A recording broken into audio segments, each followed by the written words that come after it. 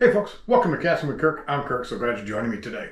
So a lot of times when you're out fishing with some of your favorite lures and they're just not getting the bites like you maybe normally do with them, and the fish are kind of maybe gone into lockdown mode, sometimes a reaction strike is the way to get them to commit to biting your lure. Okay, so the first one we're going to talk about is like a square bill crankbait. It's one of my favorite ones to use to get reaction bites out of bass. Now, under most circumstances, square bill crankbait, you're casting it out, you're reeling it back in, and it might be bouncing off some rocks. It might, run into some weeds. And reaction bite is when you jerk it real hard, say off the weeds, or it hits into that rock and it stops and you have to snap it out. That's that reaction bite. And a lot of times you can create the reaction by, say, casting this along the edge of a dock.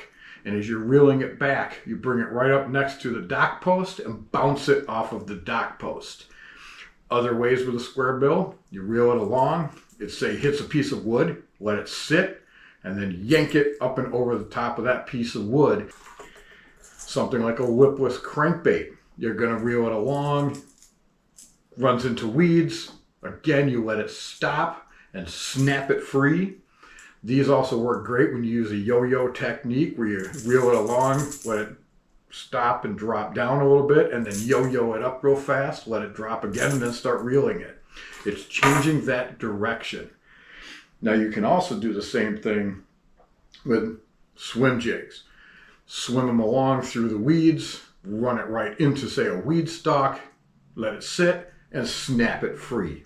Another one of my favorite lures to use to get reaction bites is a spinnerbait. Now, spinnerbait, under most circumstances, you're casting it out, you're reeling it back, cast it out, and reel it back again.